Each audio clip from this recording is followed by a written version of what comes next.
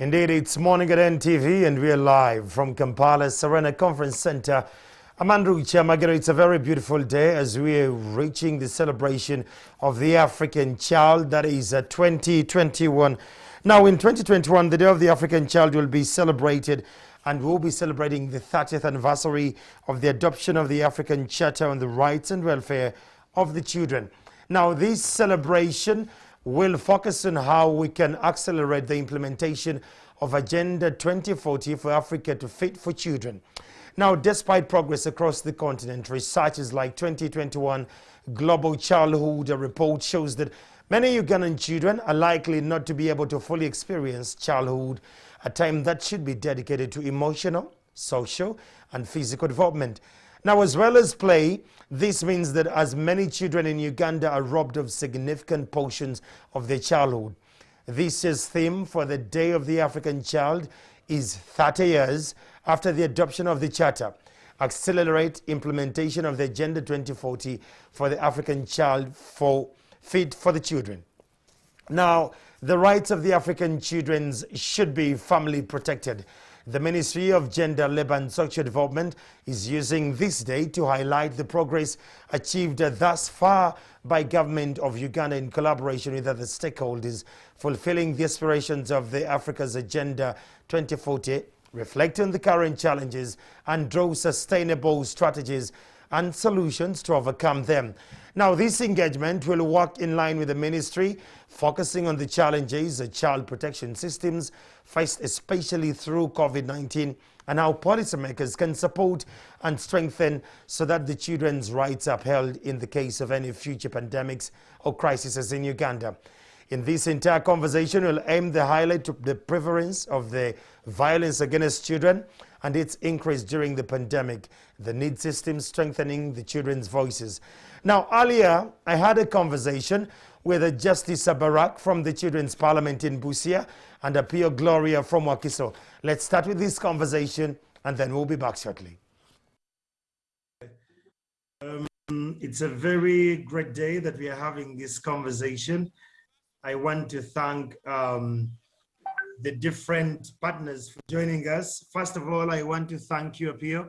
For purposes of this meeting, we are recording this conversation because of internet and what comes with it.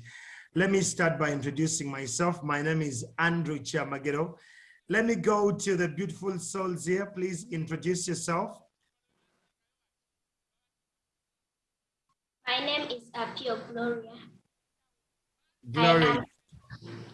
Carry on, dear. My name is Apio Gloria. I am in primary 7 at Light and Grammar Katikam.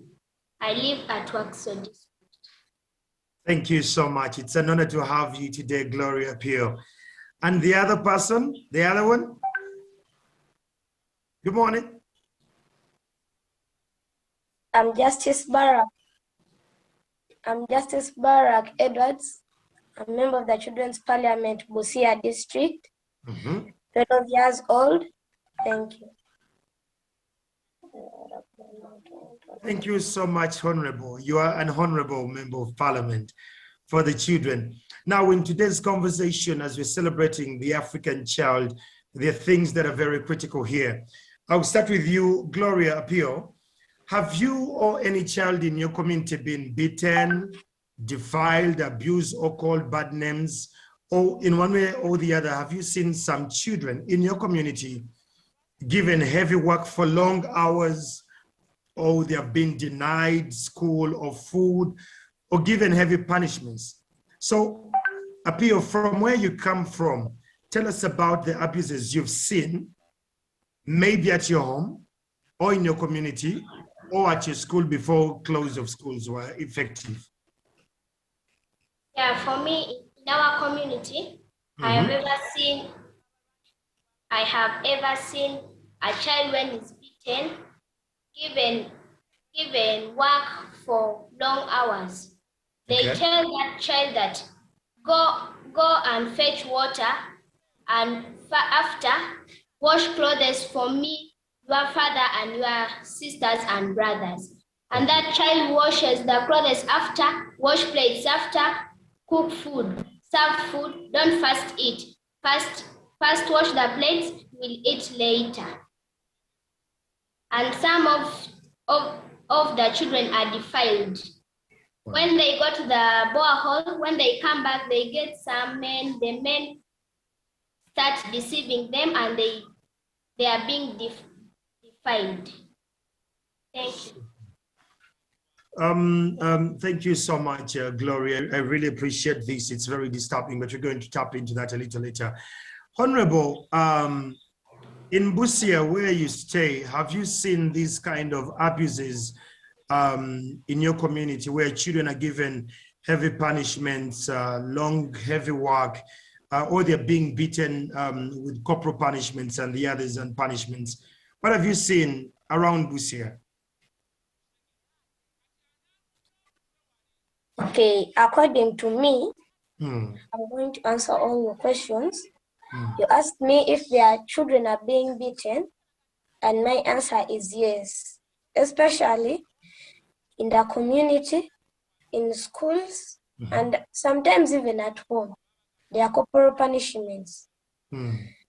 Secondly, children are also being defiled, especially since they left school.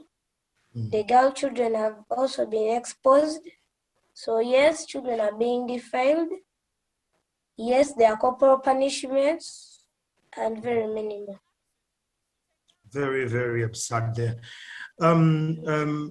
Still with you, Honorable, when you, a child, experience abuse, did you tell anyone? And if you told someone, who did you tell? And did you get any help?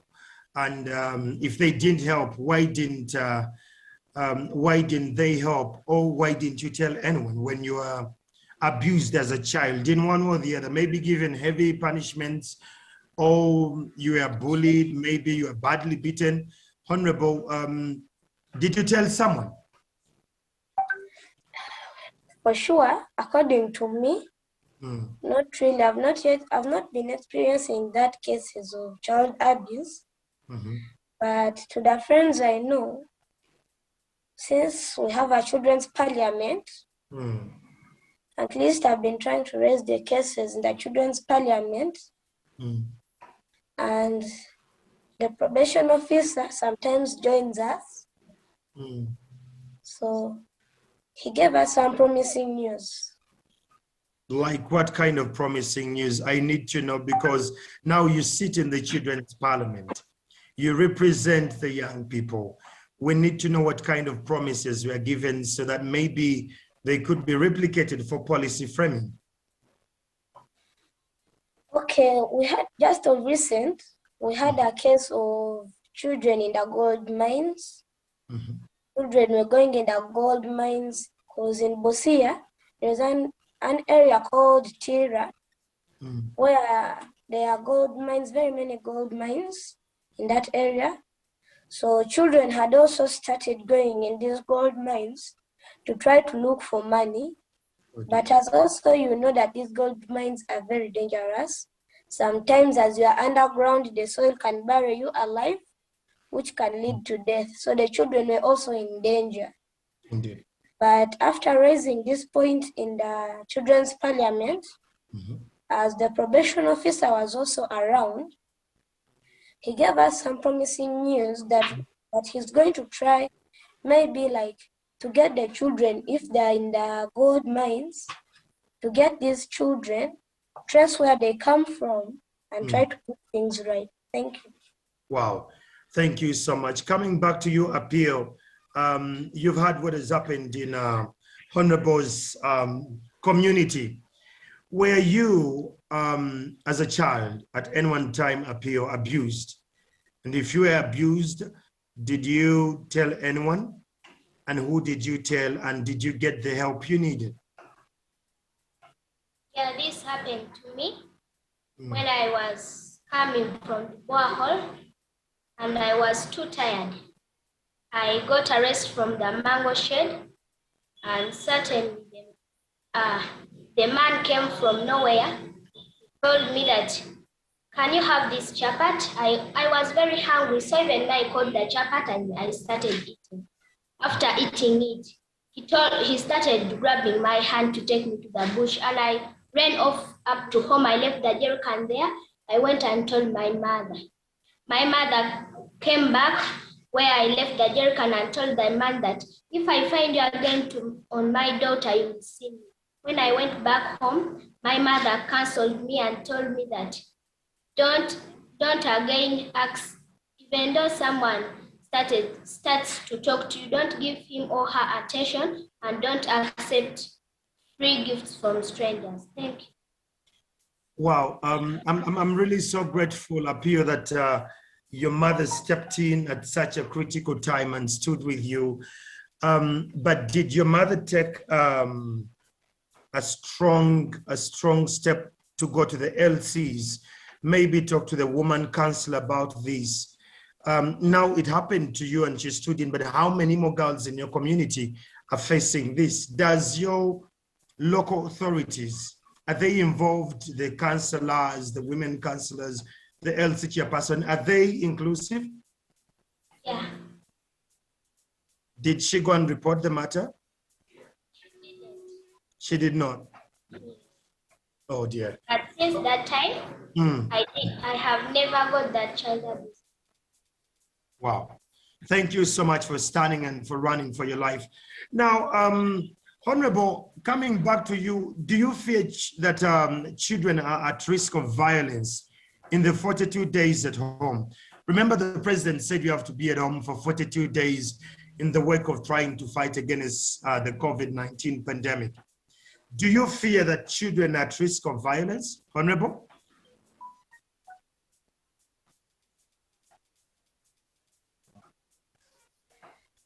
Yes, I do fear, because right now children are out of the schools, which means they are in danger, because in most cases when children are at school, they are sometimes protected, which is good. But right now, children are being exposed to the outside world. They are being exposed to money. Children are at risk. Some of them have even lost hope now for education, because you go to school for a month, they have told you to come back. You go for 2 months, they have told you again to come back. So some have even decided to start their own businesses at a very early age. And some of them, as you know, children are still careless. They move around as they want, which has also led to the increased cases of defilement, because children roaming around everywhere. They want to see around, which isn't good, because some areas are dangerous, and especially during late hours. So I have a fear that since children are at home in the next 42 days, children are in big danger. Okay. And what would you suggest the government or leaders to do to protect the children from this kind of abuse? Well, that's a conversation I had with Honorable Boko from Busia and, of course, Apio Gloria Inwakiso. I really want to thank the two for coming out strongly, and they joined the conversation. They spoke so freely. Now, joining me in studio, I have Honorable Esther, the woman member of parliament from Nakapiprit, and the Minister of State designate for Relief, Disaster Preparedness and Refugees. Good morning, Honorable. And of course, we have Sharon Twikirize from Child Protection Specialist joining forces. That is on Zoom. She has joined us for purposes of COVID. She's on that side. Good morning, Sharon. Good morning, Mr. Chamagero. How are you? I'm fine. Nice to have you today. And we have Gabriela Abomujini, one of the girl child, to join us for this conversation. Nice to have you, Gabriela. Good morning. Good morning. And finally, we have Mr. Rogers Golova from the Minister of Gender, Labour and Social Development. The hashtag is Africa for Children. Good morning, Mr. Golova. Good morning, Mr. Chamagiro. It's very exciting to be here. One, I'm very excited to have a minister. I'm excited to have a child and someone who protects the children online, and Mr. Golova for government. I'll start with Gabriela. What does this day mean to you as a child? This day to me as a child, it means that I can express everything that is on my heart and help all the other children in Uganda. And what kind of information would you like the children to have, or the one you've seen that it's not actually reaching them, the children? I would first like to tell them I would first like to inform them about the examples of violence that I experienced in my community and give them some advice. Okay. What are some of the abuses you've seen in your community where you stay? In our community, there has been child labor, rape cases, and even corporal punishments. And so many. Those are very critical. Honorable Minister, you've heard from Gabriela. Child labor, it's something we have fought with as a nation again and again. It's work in progress. But again, Apio earlier on alluded to a man who tried to give a chapati, and in their community, they have normalized this, that the mother doesn't feel like she should go to the authorities anymore. How do you bridge this gap? First of all, I want to say thank you for inviting me for this panel discussion on commemorating the Day of African Child.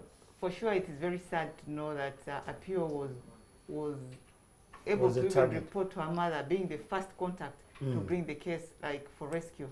The mother should have gone ahead to bring this to the attention of the police or to the attention of the leaders of the village. We actually really have a gap. And it's a very strong weakness, and I believe I want to share with my brother from Ministry of Gender that is there a way, because NRM government created these systems, workable systems right away from the villages to the parish, sub-county to the district. Why don't we have these systems to have interest, especially on issues of children, issues of those cross-cutting issues, especially of children, because this is happening at the Manyata, at the village. Yes. Yeah. Once, for example, the executive of the LC system knows that my sister here is down in charge of children's affairs or child protection issues, let the village people, whenever my child gets this kind of thing, take the issue to her, because I'm sure since we live in the same setup, it's very easy for me to navigate and talk to her. Because probably people fear go to the police because they might ask them probably some fee, or go to the directly or report the person, and then they fear that issue. Because when I pass the issue to her, my fear will go away, because it's her responsibility from the village. And you have trust in her. I have trust in her. So she goes ahead to pursue the issue up to the police, because by the time the police sees her, who is in charge of that docket of children protection in the village, that means it has to go on. And these records, one thing we are missing as a country is records. Yeah. And so long as we have these records, even all development partners, including government of Uganda, will be in position to use these records to see how do we have these issues, bottom line, how do we handle them, and also to bridge that issue. So we already have these systems existing, only that we are lagging a bit. Mr. Golova. Yes, please. You've heard what the minister said, and she represents quite a very big number. She works a lot with the refugees. I've been to the refugee areas. Believe you me, I went around only 2 zones. I could not go in the 4 zones. It was very long. But the systems she's talking about, what is the ministry doing about it to protect the children? From the village level, you had Apio's narrative. You've had Gabriela saying that child labor and corporal punishments, they're still ongoing. What is failing us? I'll not say what is failing us, because we've actually handled several cases similar to Apio. And I think our colleagues on the ground are still doing a lot. Indeed. When you talk about systems, for us as a ministry, we look at the informal child protection system and the formal child protection system. Now, the informal child protection system actually begins with the parent. Like we hear Apio's story. Begins from the members of the family, because that is the informal system that can be able to detect, that can be able to report, and that can be able to follow up cases of violence against children. It can be able to identify the risks. For example, there are hotspots in villages where we know that this violence is taking place from. On the road, it's taking place at the water sources. It's taking place at the soccer fields where these children are gathering and they're interacting with youth and men. So these are hotspots that the informal child protection system can be able to identify and be able to bring to the attention of the formal child protection system. Now, from the village level up to the district level, at the LC1, we have a Secretary for Children's Affairs, and her role in the LC Council, in the local council, is to be able to bring up all issues relating to children in the village. She is supposed to be the point of reference. But is it working? Because whether it is working, let's look at the scenario of Appeal.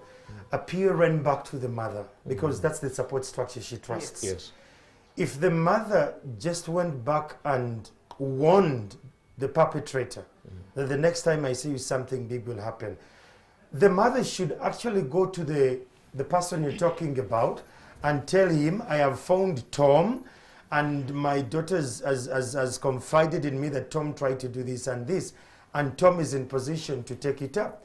But at an instance where the mother just warns Tom and sits at home, then the systems have a problem. the systems actually work. Are you If sure? people have the knowledge, and if they have the skills, and they know who to report to, if the systems don't work, Government of Uganda has put in an alternative for reporting, which is the Sauti 116. If you feel that the system at that level isn't effective, if the police isn't effective, if the local council isn't effective, you get your phone, if you have a phone, and call 116. It's a toll-free line. And that toll-free line, you'll be able to get a response. In some of the districts where we have seen that violence against children is actually higher than the national average, we have actually put district action centers for that 116 hotline. If you feel that something is not right, or the case is being jeopardized, then you call that 116, and then it's recorded in the national database, and that case is going to be followed up from the national level up to the district level. However, what happens in cases like for Appeal, where the parents, for example, just go and warn the other person? Because if you warn that other person, it doesn't mean that that person will stop his Doing act. the vice, yes. You'll have to go ahead and trust the system. Report to the LC1 that I've identified this gentleman, and this gentleman is a perpetrator of violence against children. So if that is recorded at the LC, then the LC can reprimand, because the law is very clear on the work of the LC. They can notify him, they can summon him, they can also provide counseling to him. Because what we've realized is that violence against children is perpetrated because of a number of reasons. Sure. I'll give one of them. We have increased cases of drug and alcohol abuse in communities. True. We have increased cases of economic and other social stressors. We have something which is very ingrained in our society, which looks at targeting the most vulnerable. And these are negative cultural and gender norms. We always target the girl because you know she's weak, she will not run. You can easily put her down. So these are some of the things that we really need to come and talk about. Wow. Why didn't they target an older lady, for example? Why do you have to target a child? Because people feel that she's voiceless, for example. So these are some of the ingrained negative norms that are in our communities. We need to address. We need to address. That is Mr. Golobe Rogers from the Minister of Gender and Labour Social Development. Sharon, let me just tap in a little bit into you and your experience, given that you're from the Child Protection Joining Forces and you're a specialist in child protection. Where is the gap at the family level about protection of the children? What are we not doing as households to protect the children? Thank you very much for this opportunity. So at the family level, the issue is really the negative cultural norms that we have cultivated over time, that our parents or elders around us know the best form of discipline. As you can see, the children have spoken about corporal punishment as one of the violence issues that are affecting them. So our parents, based on that cultural norm, based on what they have known, traditional practices, they know corporal punishment is the best way to discipline children, for example. But in addition to that, there are issues that are very current, that there's a lot of pressure to provide for the family at the moment. And therefore that leaves parents giving so much time to their work and leaving the children at home to basically raise themselves or be raised by people we barely know. And this therefore leaves children at risk. And the protective factors around them are broken. The protective factors being family, being parents who would have guided them, who would have shown them love, that they would not go anywhere else to look for it. These are being broken. Who would have restricted them in these ways? Do not go here, do not go there. Who would have helped them to organize themselves around chores and give them proper schedules around home so they do not have around that whole, have to roam around the whole village.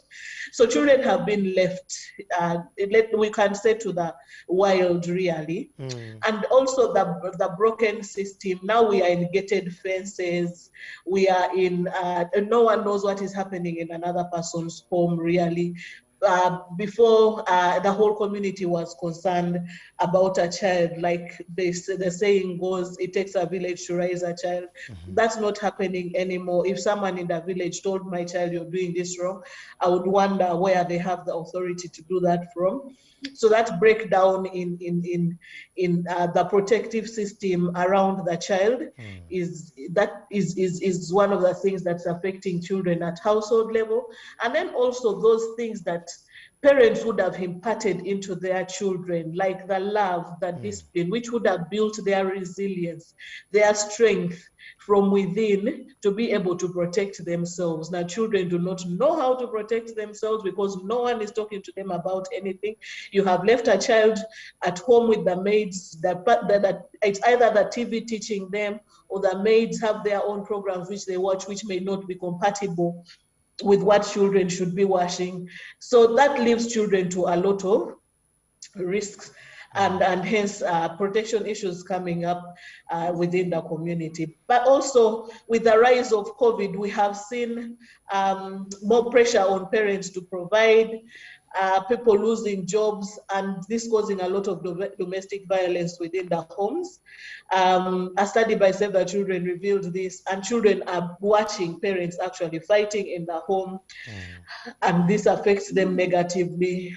Children are going away from home to participate in raising incomes for their families, and this can go into child labor because one, they are not in school, the work may be heavy for them, they are below the working age, but also schools have been protective, and some in fact provide things like menstrual hygiene materials to children, but they are not being able to receive this at the moment.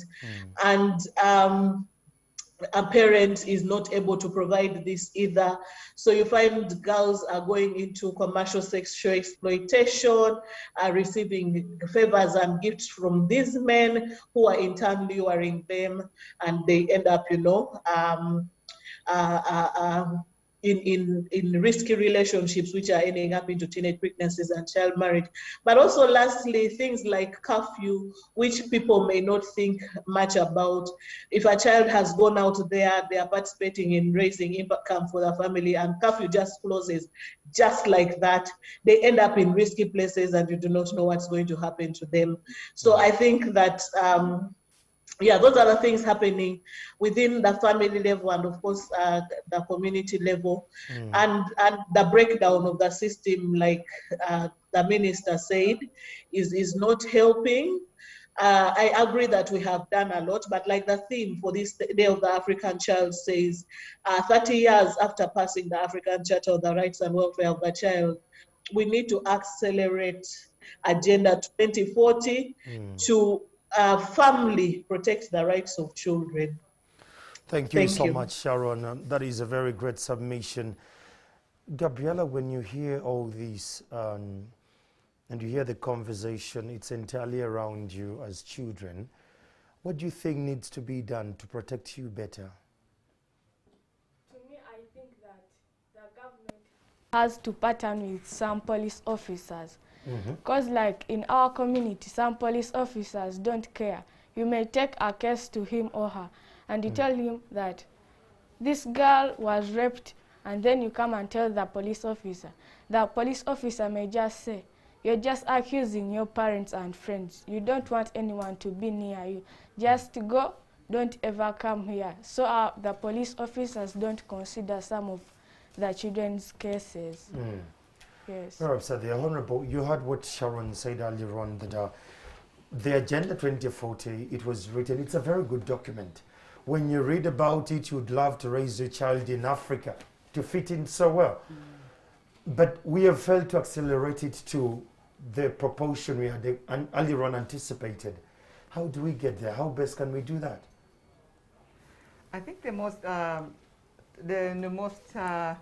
important thing is for this to happen, there is need for strong protection of children by preventing recovery, reintegration. We need reintegration services by the state, for example, and this will require working closely with various stakeholders, especially those development partners who have been. So we need a lot more to achieve that 2040 the 2040 agenda. Yeah. Let's look at COVID protection.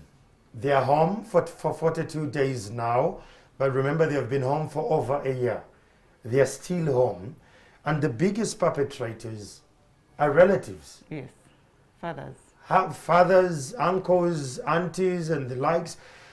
How best can we navigate this COVID protection? Is it about us having honest and comfortable conversations with our children? Is it about us having meetings every evening and we ask our children, how was your day? And we really want to know about that? It's very unfortunate that, for example, the statistics that we got during the other first lockdown of 1 year, where a father is able to impregnate a daughter, that's abomination in the African setting. That's a taboo. It's a taboo. Where I come from in Karamoja, they will just kill you. It is unacceptable in my culture for a father to impregnate a daughter, biological daughter. In my culture, very disturbing. You will be strangled. The community itself will just clear you. There is no way you can even imagine of that. Yes. So because of this current challenge of COVID-19, people are now confined in one set of environment, and it brings a lot of evil thinking and imaginations wanting to satisfy yourself. I think we need to encourage this kind of setup where a mother and a father is able always to interact with the children, and the children should be free to tell the dad. You know, there are some families where we cause distance with our children. Yeah. We cause fear. When the father is coming to the house, everybody's shrinking. Do you really expect her to tell me as a mother or a father that I had a problem today? No, or she won't. even I was touched, someone touched me. You remember Parliament passed some of these bills where you're supposed to be fined when you do some of the things. So the child will not do that. But when we bring them closer, just imagine, how were you brought up by your parents? If it was well, they were my friends. Yes, they were your friends. That means you also have to bring the same relationship with them. However much you're very stressed from your workplace, however much you're stressed financially, you should not transfer this kind of feeling to your children. You know, I have 2 children, but we're best friends. We speak, we talk all the time, we share everything, and they tell me everything whenever they have a challenge. And I get involved because I know once I don't get involved, I'm creating space, and someone can come and take advantage of my children. Very much so. Gabriella, we're in COVID-19. We're in a lockdown. Though the president used very good subtle words, but he locked us down, and the children are home. What are some of your fears as a child that's going on during this time of COVID lockdown, and the children are home? Some of my fears are that these 42 days of lockdown, there have been so many changes in our community, whereby all children no longer go to school. I had a friend in this lockdown. She started saying, now I no longer have time to read my books. Every time I have to do work. Now I will get a job and start doing something. I asked her, what is your job that you will do? And then she told me, you wait, for you will always see money. And then I told her, okay. Then yesterday, some of the curfew police officers came to our place. There, nearby our home, there are people who take drugs. And then when they came, all of them entered into the house. And then I found a girl crying, "Don't take me, don't take me." And when I came out, it was my friend with a man. And then I told her, "What are you doing?" And then she told me, "This is my job. I always come to these people who take drugs and give me a job." And I asked her, "What job is that?" And she says, "I'm a prostitute, you don't know that." And then I told her, "That's not a good job. I'm no longer going to be your friend." And then the police people took her, and then they asked me, "Do you know her parents?" And then I said, "I know her," but she told me, "Don't tell them. Let me just go. I'll find how to get out." And then it's like her parents no longer care about her. They just leave her to do what she wants because she's at an old age, and they just leave her to do all that she wants. How old is she? Is she around 18 or 20? No, she's okay, like 15. 15? Yes. That's still below. Mr. Goloba, when you hear this kind of submissions from a very young, ambitious, and very grounded girl like Gabriela, with what is happening in the communities, what comes in your mind as government? Well, when we interface with children like Gabriela, who have gone through or who have similar stories, we feel heartbroken. Oh, yeah. But also when I hear that Gabriela is able to stand or sit here and talk about it on national TV, we feel that we need to do more to empower all the children out there. I'll begin with what Article 34 of the Constitution of the Republic of Uganda says. That's the right for the children to be cared for by both parents. So if any parent out there neglects their role, you cause a problem to the state. Because it's your role as a parent to know what time or where your child is and what she's engaged in. We believe that the legal and policy framework, although we talk about it here on TV, it is the mandate and role of every single Ugandan to be able to protect children in their community. If you are the bar owner, you know the law bars you from employing a child. If you are a person working in a sports betting company, the law bars you from employing a child. Indeed. A child is not supposed to be engaged in work which is detrimental to their health and which affects their education. At the national level, while we are talking about Africa's Agenda 2040 and our Vision 2040, we cannot reach there if we are having several of the children like Gabriela's friends. Oh, yeah. Because right now we have over 18 million of our population below the age of 18. All our aspirations as a country are depending on that particular population in terms of how they are going to be able to live productive lives, to be able to enable us develop. So that demographic dividend we are looking at, by 2040, a child who is born now will be 20 years. How they are supported to grow, to live a healthy life, to get the education, and to have the necessary skills to transform our nation is dependent on how we support them. At the national level, a lot of work is being done. Training the social probation workers, social probation and welfare officers, training our CDOs, training child protection committees, the parasocial workers, talking to the religious and cultural leaders. Because when we talk about norms, she mentioned, our minister designate, that in Karamoja it's an abomination.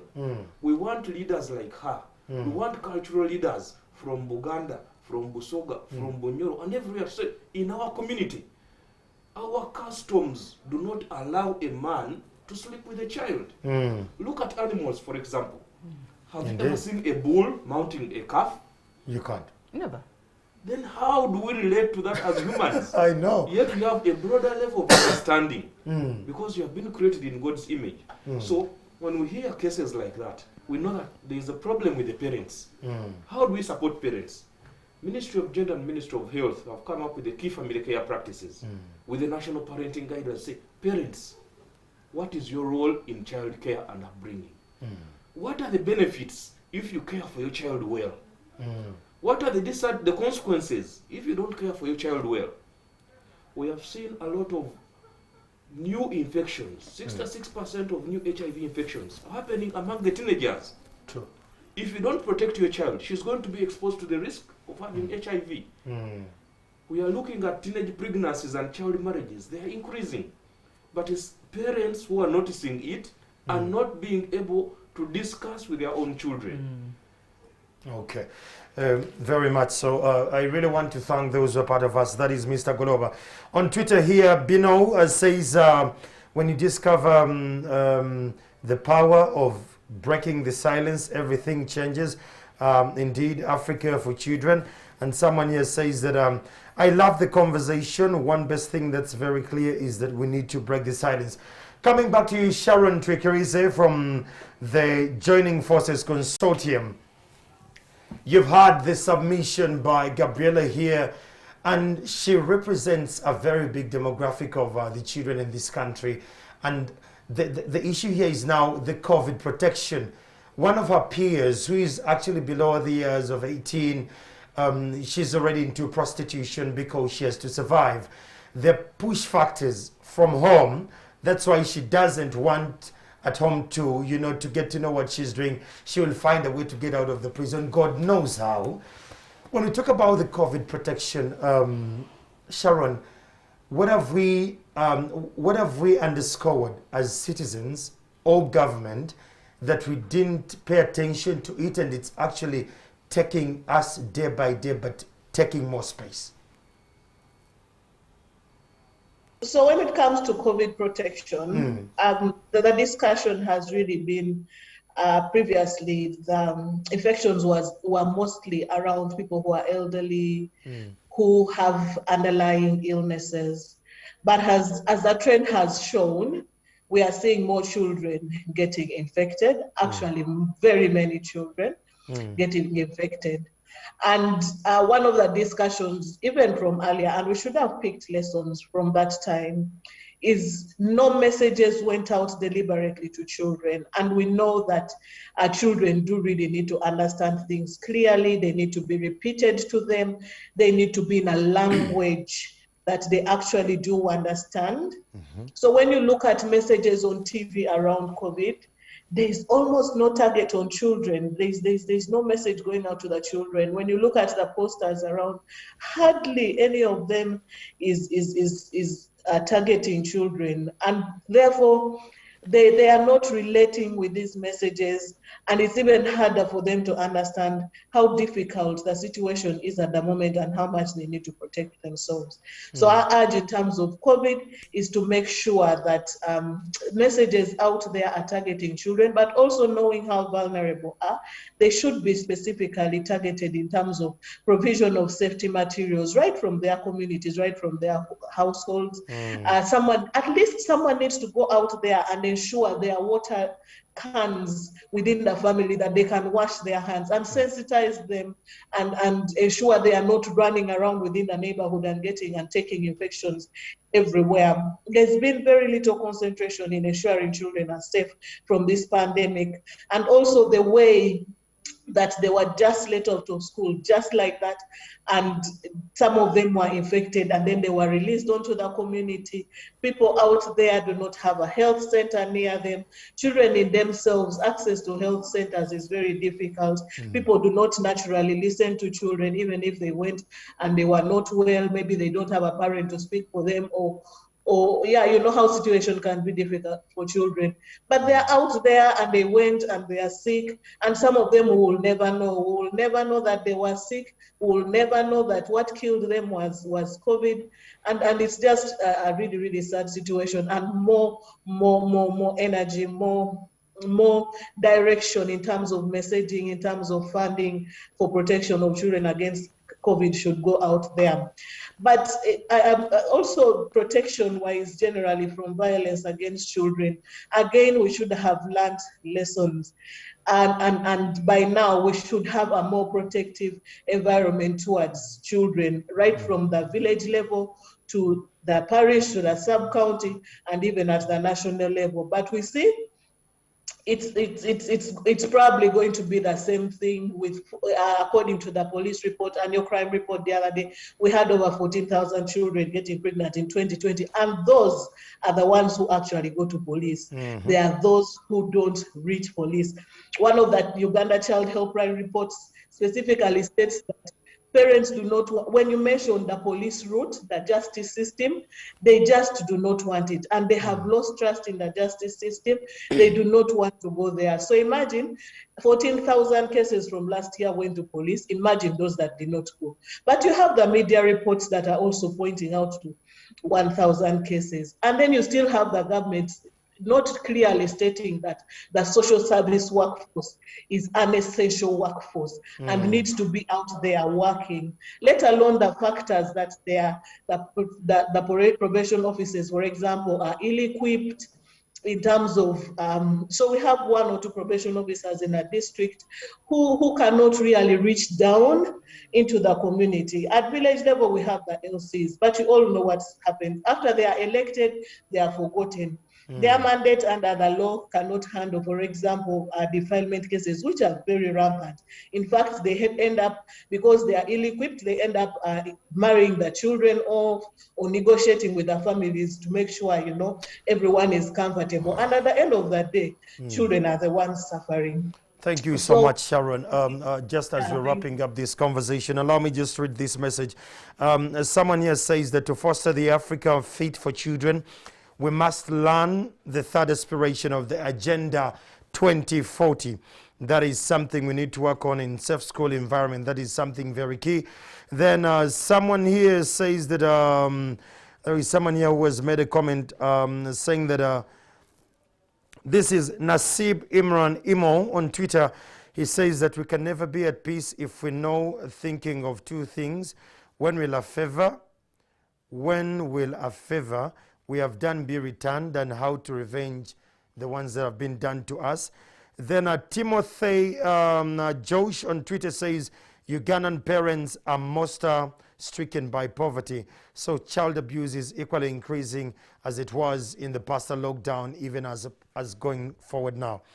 Now, Honorable, as we're finalizing this, what are your 2 recommendations in the wake of protecting the children as we're celebrating the African Child Day?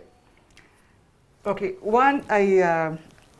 first of all, I want to say thank you to what you said about what the systems, the same system that I previously alluded in my first comment. We need adequate legal protection framework at all levels. That's one of my recommendations.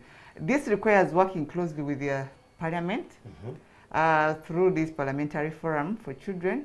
We also need to work closely with all levels of judiciary. That's one of them that I can say. And of course, in light with the Ministry of Disaster Relief and the refugees. I think we also need to work closely with most of the stakeholders in protection of children from abuse, neglect, exploitation, and violence. In the emergencies, especially because, you know, children and women are most affected whenever these disasters hit in the environment. And most importantly, the children grow up in the resilient communities where the state assumes responsibility for ensuring that the implementation of policies and plans that reduce this kind of risks for these children. Okay. So Gabriela, as we're finalizing, what do you think needs to be done to protect you more, that you feel safe in your communities? What I think that should be done, this goes to the government. They should, like, I know that there are laws against violence, but they should do more, like, if it's like a child comes and reports a case, the government should, like, put like advertisements where they say that if you see anybody doing this to a child, just call this number, and then they will arrest that person, and they should ban all forms of violence in Uganda. Thank you so much. So her issue is messaging and awareness sensitization. Mr. Golova, it has been a very great conversation. I'm grateful that you, all this is feedback that will help in the framing of what needs to be done. Yes, but finally, as we're finalizing this conversation, what is your commitment as government to save and protect the child in Uganda? I'll mention 2 things.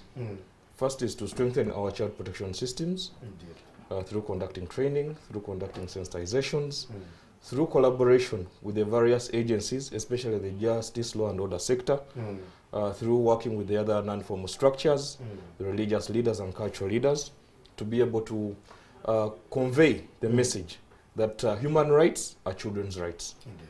Children are the same as any other human.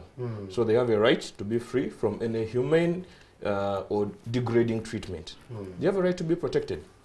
But secondly, I'll mention, Mr. Chamagero, that our society begins to die when responsible people like you and I and everyone else out there sees what is wrong and keeps quiet. If you know that it's a time for children to be in school and you're seeing them loitering around, it doesn't cost you a thing to ask the child, why don't you go to school? Why aren't you not in school? If you're seeing a child in a bar, raise your voice and say, why are you here? This is not a place for you. So we want people everywhere, responsible people, to be able to talk about these things. And for the children who are out there, if a person is touching you in a private place, in a private part, shout, scream, make a noise, so that this person can be scared and he will let you to go. Don't just keep quiet and die silently. Come out and voice your concern. Perfect. That's when you can be rescued. Thank you so much, Mr. Goloba. Finally, Sharon Twikrize, as you're finalizing, what could be your recommendation as we are celebrating the African Child Day today? It's a very, very interesting conversation. We need to have the entire week. But your recommendation as a child protection specialist are very critical here. So for my recommendation within this celebration, and to ensure that we align with the theme that rights of children are family protected, my call is on government, which is the primary duty bearer, to ensure that the system around children, the mechanisms around children, laws and policies we have done well, but we need to have these policies implemented, and that goes down to the mechanisms that are in place from village level to up to the national level to protect children. Now, the reason people are saying schools are more protective, so you see there is structure in schools, but schools, it should be the same thing with homes as well. Now we want, if we are saying we have an LC structure, can it be well equipped in terms of finances, in terms of knowledge to be able to handle? But we have probation officers and they sit at the district level. Their reach to that to one child, one individual child in the community is very, very low. Therefore, we still call upon the government to be able to equip that structure in terms of human resource, in terms of numbers, in terms of funding to be able to reach the child down there. Same thing with the parasocial workers and the Uganda Child Helpline, which would be a very good resource if only it was well equipped and communities are well aware about it. And lastly, parents should work with their children to build resilience, to build the protective factors within children, that they are empowered and they can speak up. Wow. Thank you. Thank you so much. It has been quite a very interesting conversation. Thank you so much, Honorable Minister.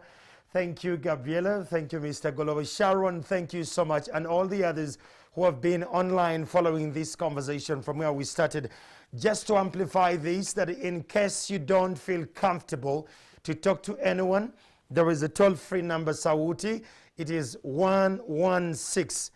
If you're a child and you're watching this program, or if you're a guardian, a parent within your community, and you feel you're not sure of the system around you, just dial 116. It's toll-free, and your case will be taken up. I'm Andrew Chamagero. As we're celebrating the African child, it's our duty, all as citizens, to protect them. Good morning.